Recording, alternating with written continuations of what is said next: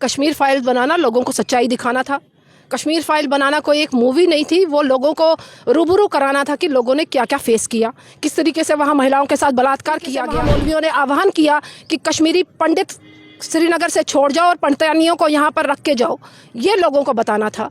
ये लोगों ने देखा कि भाई क्या क्या जुल्म हुए थे उस समय पे कश्मीरी पंडितों के साथ। जब भी असेंबली चुनाव होंगे हमारा मुख्यमंत्री जम्मू कश्मीर में बनेगा, ये हम लोगों ने दावा किया है। जमीन किसकी खिसकी है, लोगों के साथ मिलकर सरकार बनाने की कोशिश कौन कर रहा है, ये रीजनल पार्टीज कर रही है। जो उन्होंने बिजनेस खड़ा किया है वो किसके खून पसीने की कमाई है, वो लोगों को जवाब दें।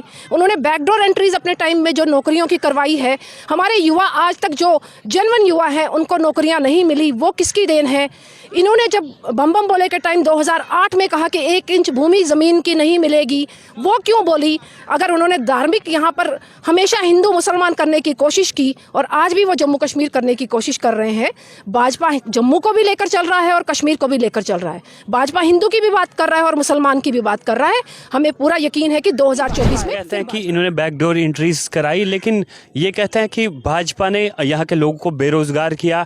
आज भी बेरोजगार सड़कों पर जो है वो एहतजाज कर रहे हैं। साथ में जो कई डिपार्टमेंट्स पे काम करने वाले मुलाजमीन हैं वो भी एहतजाज कर रहे हैं। तो इसका संविधान क्या है? देखिए, इनकी पॉलिसीज के कारण जो यूथ सड़कों पर है वो उनकी पॉलिसीज के कारण है। इन्होंने डेली वेजेस 500,000 रुपये पर लगाए थे, जिनके लिए कोई पॉलिसी फ्रेम नहीं की गई थी।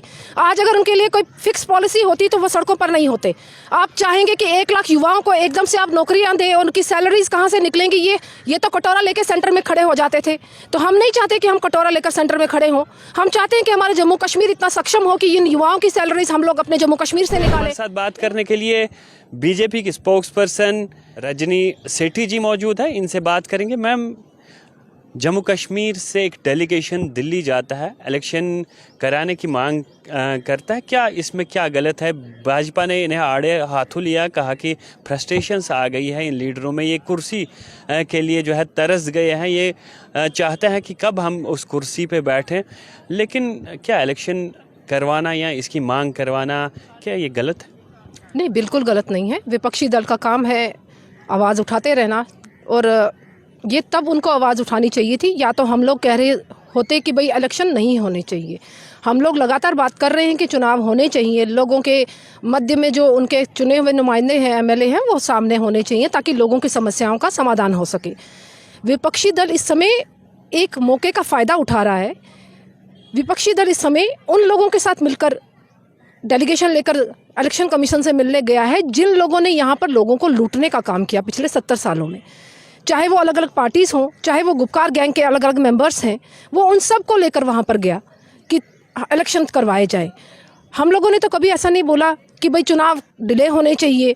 तो हम लोग ये ज़रूर कहना चाहेंगे कि ये फ्रस्ट्रेशन है उन लोगों की, क्योंकि उनके 70 साल में उन लोगों ने यहाँ पर एक राजपाट तैयार किया हुआ था अपना, कहीं ना कहीं लोगों को बेवकूफ़ बनाकर, लोगों को अपनी सच्चाई छुपाकर, और आज लोग ये नकाब उनके मुंह से उतार बैठे हैं।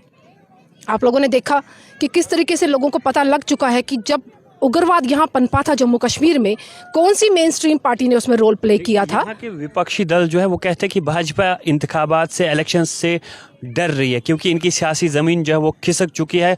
ये पब्लिक डोमेन में या के बाद दीगरे जो है मुद्दे लाते हैं जिनको यहाँ की जनता कबूल नहीं कर रही है। देखिए, सियासी ज़मीन किसकी खिसक चुकी है वो आप लोग देख रहे हैं। 2014 में भी भाजपा की सरकार बनी है केंद्र में, 2019 में भी भाजपा की सरकार बनी है केंद्र में, और 2024 में भी भाजपा की सरकार बनेगी केंद्र में। जम्मू कश्मीर में जब भी असेंबली चुनाव होंगे हमारा मुख्यमंत्री जम्मू कश्मीर में बनेगा, ये हम लोगों ने दावा किया है। ज़मीन किसकी खिसकी है, लोगों के साथ मिलकर सरकार बनाने की कोशिश कौन कर रहा है, ये रीजनल पार्टीज कर रही हैं। हम तो अपने दम पर बोल रहे हैं कि भाजपा अकेली यहाँ पर चुनाव लड़ेगी और सीएम बनाएगी। ये लोग अकेले दम पर आगे आने का साहस नहीं कर पा रहे। ये कहीं ना कहीं अलग अलग उन पार्टीज़ के साथ मिलकर गठबंधन कर रहे हैं जो मोदी जी को गिराने का काम कर रहे हैं। आप लोगों ने देखा कि दिल्ली में ये लोग गए हैं तो उन पार्टी से मिले हैं जो पार्टी घबरा चुकी है मोदी जी के काम से, जो पार्टी चाहती है, जो अलग अलग इंटरनेशनल फंड्स के द्वारा मोदी जी को डाउन करने की कोशिश कर रही है, जिनके नेता बाहर की कंट्रीज़ में जाके बोल रहे हैं कि हमारे देश में डेमोक्रेसी ख़त्म हो गई है, ये उन पार्टीज़ के साथ जाके मिल रही है। तो चिंता का विषय यहाँ पर ये है कि क्या ये इन पार्टीज़ के साथ मिलकर देश को बेचने का काम कर रही है? क्या ये जम्मू कश्मीर के हितैषी हैं? अगर ये जम्मू कश्मीर के हितैषी थे तो जब यहाँ उग्रवाद पनपा था, इनके पिताजी एक्स सीएम यहाँ से भगोड़े क्यों हुए थे? उन्होंने जम्मू कश्मीर के लोगों को बीच मझदार में क्यों छोड़ा था? उन्होंने यहाँ पर जम्मू कश्मीर के लोगों को किसके हवाले किया था? उन्होंने अपना जो राजपाट खड़ा किया या बाहर फॉरेन में जो उन्होंने बिजनेस खड़ा किया है वो किसके खून पसीने की कमाई है, वो लोगों को जवाब दें। उन्होंने बैकडोर एंट्रीज अपने टाइम में जो नौकरियों की करवाई है, हमारे युवा आज तक जो जेन्युइन युवा हैं उनको नौकरियां नहीं मिली, वो किसकी देन है? इन्होंने जब बम बम बोले के टाइम 2008 में कहा कि 1 इंच भूमि ज़मीन की नहीं मिलेगी, वो क्यों बोली? अगर उन्होंने धार्मिक यहाँ पर हमेशा हिंदू मुसलमान करने की कोशिश की और आज भी वो जम्मू कश्मीर करने की कोशिश कर रहे हैं। भाजपा जम्मू को भी लेकर चल रहा है और कश्मीर को भी लेकर चल रहा है। भाजपा हिंदू की भी बात कर रहा है और मुसलमान की भी बात कर रहा है। हमें पूरा यकीन है कि 2024 में फिर भाजपा आएगी। कहते हैं कि इन्होंने बैकडोर एंट्रीज कराई, लेकिन ये कहते हैं कि भाजपा ने यहाँ के लोगों को बेरोजगार किया। आज भी बेरोजगार सड़कों पर जो है वो एहतजाज कर रहे हैं। साथ में जो कई डिपार्टमेंट्स पे काम करने वाले मुलाजमीन हैं वो भी एहतजाज कर रहे हैं।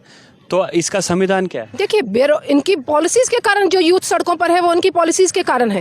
इन्होंने डेली वेजेस 500,000 रुपये पे लगाए थे जिनके लिए कोई पॉलिसी फ्रेम नहीं की गई थी। आज अगर उनके लिए कोई फिक्स पॉलिसी होती तो वो सड़कों पर नहीं होते। आप चाहेंगे कि 1 लाख युवाओं को एकदम से आप नौकरियां दें, उनकी सैलरीज कहाँ से निकलेंगी? ये तो कटोरा लेकर सेंटर में खड़े हो जाते थे। तो हम नहीं चाहते कि हम कटोरा लेकर सेंटर में खड़े हों। हम चाहते हैं कि हमारा जम्मू कश्मीर इतना सक्षम हो कि इन युवाओं की सैलरीज हम लोग अपने जम्मू कश्मीर से निकालें। इन्होंने तो पूरी उम्र सिर्फ सेंटर के आगे हाथ फैलाए हैं कि हमारे पास रोजगार नहीं है जी, इनकी तनख्वाहें देने वाली है, इस डिपार्टमेंट का ये देने वाला है। तो इनको तो ये करने में शर्म नहीं आई। मगर हमारी जो केंद्र की भाजपा की सरकार है वो चाहती है जम्मू कश्मीर भाजपा सक्षम इतनी हो कि हर युवा को नौकरी मिले, अपने दम पर मिले। युवा जो यहाँ पर सैलरी ले अपने यहाँ जम्मू कश्मीर से ले। हमारी यहाँ इंडस्ट्री की डेवलपमेंट हो, हमारे यहाँ रोड प्रोजेक्ट्स जो हैं वो फैलाव हो, रेल लिंक्स यहाँ पर जम्मू कश्मीर में पहुँचे। इन सरकारों ने तो ये काम नहीं किए। तो ये हताश हो चुके हैं कि जिस तरीके से भाजपा काम कर रही है पूरे देश में, और आज देखने को मिल रहा है कि जम्मू कश्मीर में LG शासन भी वो पूरा काम कर रहा है। हम चाहते हैं कि इनके नकाब लोगों के सामने फिर खुलें, ये करें ऐसी करतूतें, ये आए उन लोगों के साथ, ये आए उन विपक्षियों के साथ जिन्होंने आज तक देश को लूटने का काम किया, ताकि लोग समझ सके कि इनकी साथ कौन सी पार्टियां जुड़ी है और मोदी जी लोगों के लिए क्या काम कर रहे हैं। पॉलिटिशियंस असाइड, यहाँ के जो नौजवान हैं वो कहते हैं कि आखिर इनका एपटेक के साथ कौन सा रिश्ता है? जो SSB यहाँ एग्ज़ाम्स करवा रही है, एपटेक जो ब्लैक लिस्टेड कंपनी है जिसका रिकॉर्ड जो है काफ़ी ख़राब है, तो जम्मू कश्मीर में बार बार उसी को क्यों लाया जाता है, जबकि स्कैम्स जो है इससे पहले भी देखने को मिले। एग्ज़ाम उनके पोस्टपोन कर दिए हैं, जबकि सिर्फ पोस्टपोन करना एक उनका रास्ता नहीं है। एग्ज़ाम उनके होने चाहिए। बच्चे उत्सुक हैं कि उनके एग्ज़ाम हो और उस कंपनी के द्वारा हो जो अच्छी कंपनी हो। एक ट्रांसपेरेंसी तरीके से उनके एग्ज़ाम्स करवाएं। ठीक है, बच्चों को अगर लग रहा है, और हम लोगों ने भी ये चीज़ वॉच की है कि वो कंपनी डिलिस्टेड है, तो मुझे लगता है कि LG सरकार इसका संज्ञान ले रही होगी और आने वाले दिनों में इस कंपनी को शायद नहीं मिलेगा। मुझे लगता है कि भाई दोबारा से इसको मौका दिया जाए, क्योंकि यूथ की डिमांड है और हम यूथ के साथ हैं। भाजपा ने हमेशा ये बात की है कि हम जम्मू कश्मीर के लोगों के साथ हैं, हम आवाम के साथ हैं। अगर लोगों को लगता है कि उन्होंने करप्शन की है, वो कहीं ना कहीं ट्रांसपेरेंट नहीं है, तो सरकार को संज्ञान लेकर इस कंपनी को हटा देना चाहिए। देखिए, कोई भी काम होता है जब भाजपा के लोग कहते हैं कि हम यहाँ की पब्लिक के साथ है, लेकिन LG की जानिब से जब भी कोई आर्डर आता है तो आप उसे स्वीकार करते हैं? ऐसा नहीं है। देखिए, सरकार हमारी नहीं है, मैं लगातार बार बार ये बोल रही हूँ। हमारे चुने हुए नुमाइंदे नहीं हैं LG साहब। LG साहब सेंटर के द्वारा डिप्यूट किए गए हैं। LG साहब अगर कोई ऑर्डर निकालते हैं, अगर हमें लगता है कि वो लोगों के हित में नहीं है, हम आवाज़ उठाते हैं। हम हमेशा लोगों के बीच जाते हैं और लोगों को सेटिस्फाइड करते हैं कि हम आपके साथ इस मुद्दे पर खड़े हैं। तो हम LG साहब से भी मिलने की कोशिश करते हैं कि LG साहब ये चीज़ जेन्युइन नहीं है, लोगों की ये समस्याएं समाधान करें। तो कहीं ना कहीं एडमिनिस्ट्रेशन इस टाइम काम कर रही है। ये सवाल मैंने इसलिए किया क्योंकि पिछली बार जब लैंड इविक्शन ड्राइव को रोका गया था, LG साहब ने कहा था कि हम पॉलिसी फ्रेम कर रहे हैं। तब BJP के जो लोग थे उन्होंने कहा था कि हमारे इंटरवेंशन की वजह से जो है ये लैंड इविक्शन ड्राइव को रोका गया। देखिए, लैंड इविक्शन ड्राइव रोकना मकसद नहीं है। क्या LG साहब आपकी भी सुनते नहीं है? हम चाहते ही नहीं थे कि लैंड इविक्शन ड्राइव को रोका जाए। हम चाहते थे कि उसमें बड़े मगरमच्छ पकड़े जाएं। हम चाहते थे कि जिन्होंने स्टेट लैंड पे कब्जा किया है वो कहीं ना कहीं शिकंजे में आए, गरीबों के ऊपर गाज ना गिरे।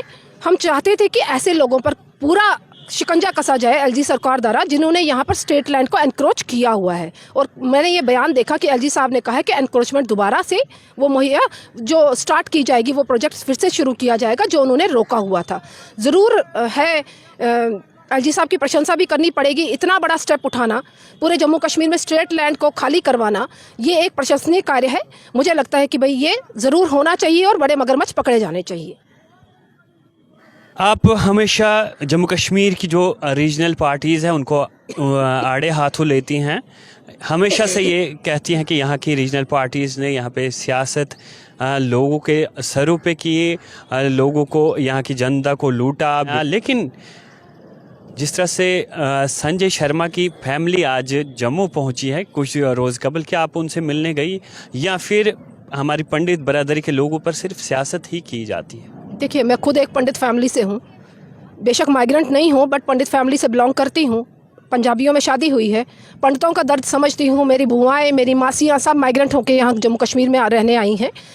उनका दर्द कौन समझ सकेगा? मुझसे ज़्यादा कोई नहीं समझ सकेगा, क्योंकि मैंने वो दौर देखा हुआ है जब मेरी बहनें, कज़न बहनें वहाँ से माइग्रेंट होकर जम्मू में आई थी। मैं उन परिवारों से भी मिलती हूँ जहाँ पर माइग्रेशन हुई है। ये ज़रूर कहना चाहूँगी कि उनके लिए कोई ना कोई पुख्ता इंतज़ाम होने ज़रूरी हैं। जो माइग्रेशन के दौरान या जो टारगेट किलिंग के दौरान हमारे बहन या बच्चियाँ यहाँ पर आ रही हैं, एलजी साहब को संज्ञान लेना चाहिए कि उनको हर फैसिलिटी प्रोवाइड हो, उनकी नौकरियाँ उनके परिवार वालों को मिले। ये ज़रूर मैं आपके मद्देनज़र। तो उनको आश्वासन दिया गया था कि आपके साथ जो है पूरी भाजपा खड़ी है, आपके लीडर्स भी वहाँ पहुँचे थे, लेकिन आज आपने उनका इंटरव्यू देखा ही होगा कल किस तरह से वो गुहार लगा रहे हैं और वहाँ से माइग्रेंट होकर जम्मू पहुँचे हैं। कश्मीर फाइल्स बनाना उनकी जो परेशानी है उनका हल नहीं है। मुस्तकबिल में किस तरह का लाहे अमल रहेगा? आप क्या करेंगे उस फैमिली के लिए? देखिए, कश्मीर फाइल्स बनाना लोगों को सच्चाई दिखाना था। कश्मीर फाइल बनाना कोई एक मूवी नहीं थी, वो लोगों को रूबरू कराना था कि लोगों ने क्या क्या फेस किया, किस तरीके से वहाँ महिलाओं के साथ बलात्कार किया गया, किस तरीके से वहाँ मौलवियों ने आह्वान किया कि कश्मीरी पंडित श्रीनगर से छोड़ जाओ और पंडितानियों को यहाँ पर रख के जाओ। ये लोगों को बताना था। ये लोगों ने देखा कि भाई क्या क्या जुल्म हुए थे उस समय पे कश्मीरी पंडितों के साथ। हमारी बहन ने अगर आह्वान किया है या उनको कोई तकलीफ़ है, ये भी हमें देखने की ज़रूरत है। भाजपा की कार्यकर्ता के नाते मुझे लगता है कि भाई मैं उनके बीच जाऊंगी, अगर उनको कोई समस्या है मैं उनसे ज़रूर सुनूंगी उस समस्या को और अपने जो एडमिनिस्ट्रेशन है उन तक ज़रूर पहुंचाऊंगी।